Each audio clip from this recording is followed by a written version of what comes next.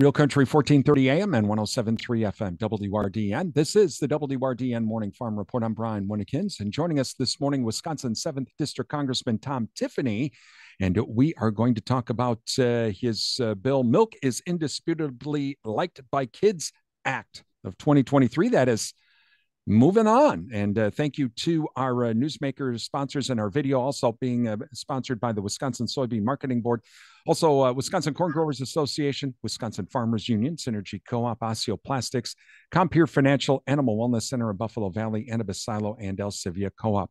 Congressman Tiffany, Merry Christmas, and thank you for joining us today. Well, the Milk Act of 2023 is moving on because it got attached to the Whole Milk for Healthy Kids Act of 2023. You have to be pleased with that.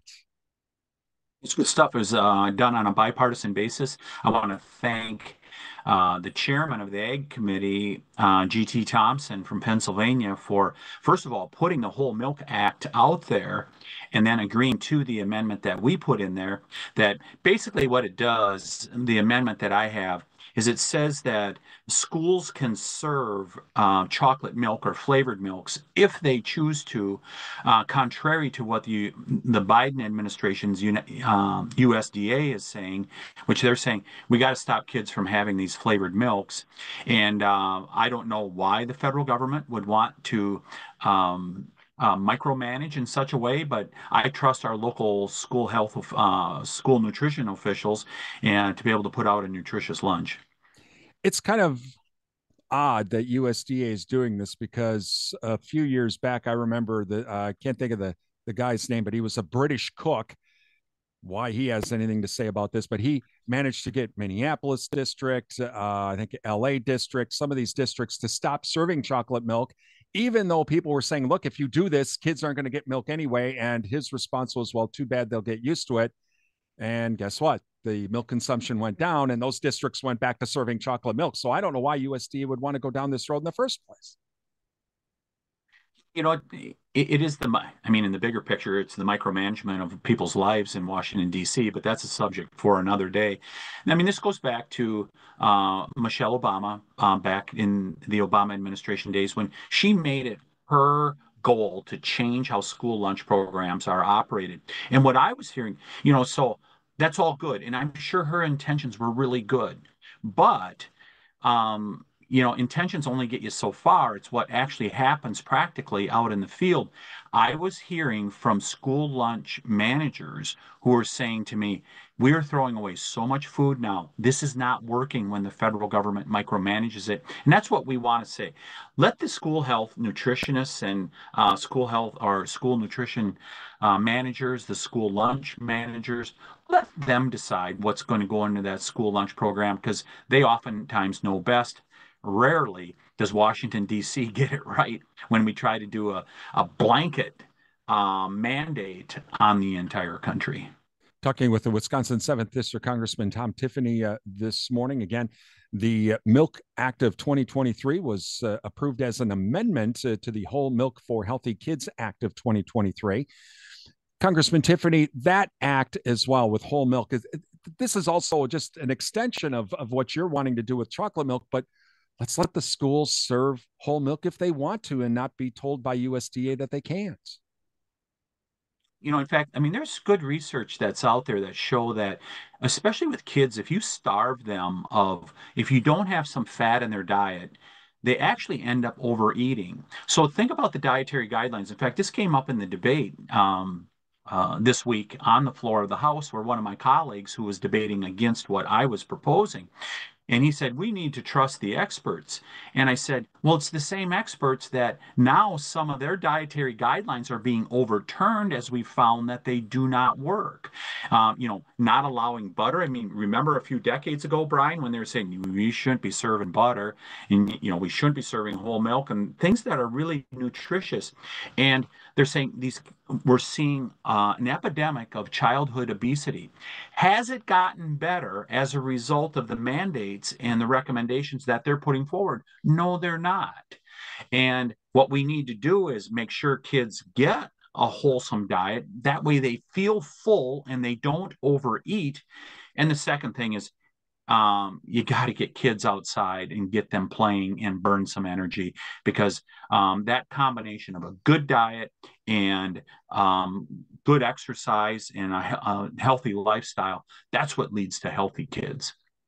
Congressman Tiffany, so now will the main bill, which is the Whole Milk for Healthy Kids Act, your bill was attached to it as an amendment. So is that going to be put into the farm bill, or is this going to be something totally separate?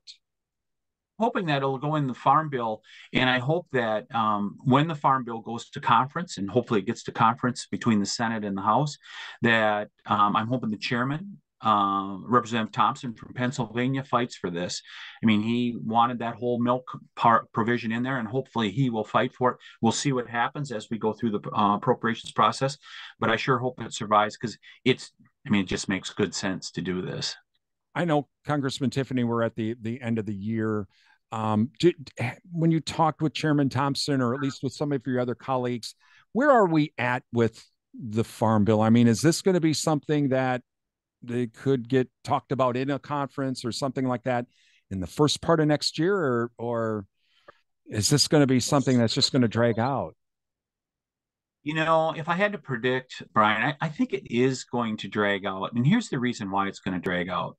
The Farm Bill has become largely what I refer to as food stamps, has largely become a food stamp bill.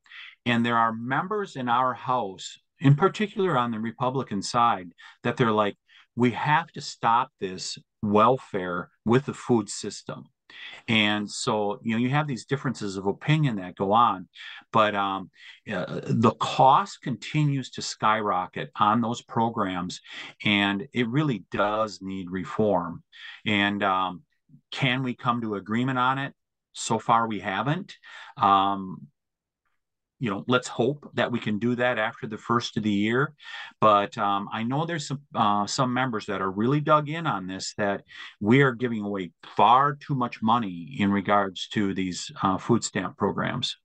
Is there a concern that if I know when I've talked with other congressional folks on both sides of the aisle from farm states and that sort of thing, if you take out the nutrition title or the SNAP program, those types of things out of it, and have it separate, that then the farm bill, what's left, the farm part of it, the congressional folks in the urban areas will just say no to it. And that's, it seems like that's just been how this has been for years, with these two parts put in together to kind of get it to go through. Is there a chance that can be, these things can be separated out, but both will be able to get an honest, decent debate and vote? So I think you've really hit upon it, Brian. That's the big challenge. It's the big challenge for our chairman in the House, Representative Thompson from Pennsylvania, is to be able to knit that all together and be able to come to an agreement. And not easy to do that, but hopefully we can do that. But I do think they should be separated. I think they are really two separate things to a large extent. I think, as you said, the SNAP program, it's largely a social program at this point, whereas we should be dealing with the issues of farmers separately. Now, many people will say, well, hold it, that food that they're growing is directly related to the SNAP programs and things like that. And I suppose there's a case to be made for that. But, um, I do think that they should be separated. All right. Well, Congressman Tiffany, again, congratulations on having that bill move forward. We'll continue to watch that bill, along with the whole milk bill, move through the House and the Senate. Thanks for joining us today. It was good to talk to you, Brian. Merry Christmas to you and your listeners. That is Wisconsin 7th District Congressman Tom Tiffany. You're listening to the WRDN Morning Farm Report.